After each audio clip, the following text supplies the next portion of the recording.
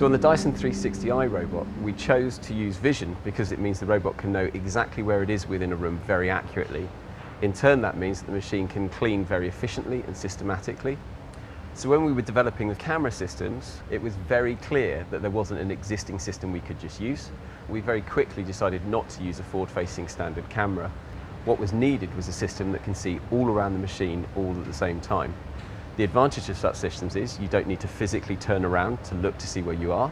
And the other thing is anything that comes into view doesn't obscure the whole image, so the robot isn't easily blinded.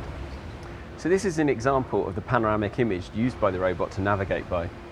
One of the main advantages is all four sides of the room are visible in a single shot, so the robot doesn't have to continually turn itself to actually see where it's going.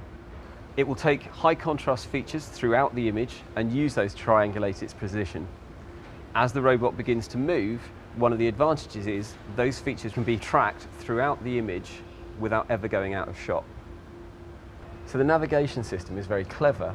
Whilst it's actually using a map to localize itself, it also has to create that map.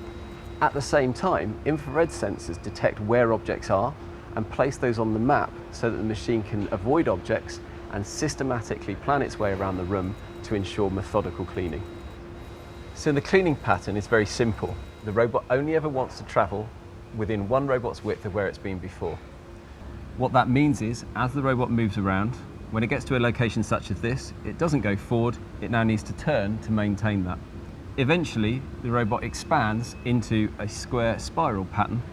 At no point in that clean has the robot ever been more than a robot's width away from where it was before. This means the robot is gradually and systematically cleaning the room without having to cover back over locations it's been before, which is wasting time. Of course, in real homes, there are obstacles. What would happen in this situation is the machine carries on its spiral pattern. As it approaches the object, it slows down, steps across one robot's width, and comes back in the opposite direction. If it encounters further objects, which effectively trap it in, it will carry on cleaning until it can go no further, and then make a sensible decision as to the next nearest point to resume cleaning. This is only possible because the robot has an internal map, it knows where it's covered, and it knows where it's left to be cleaned.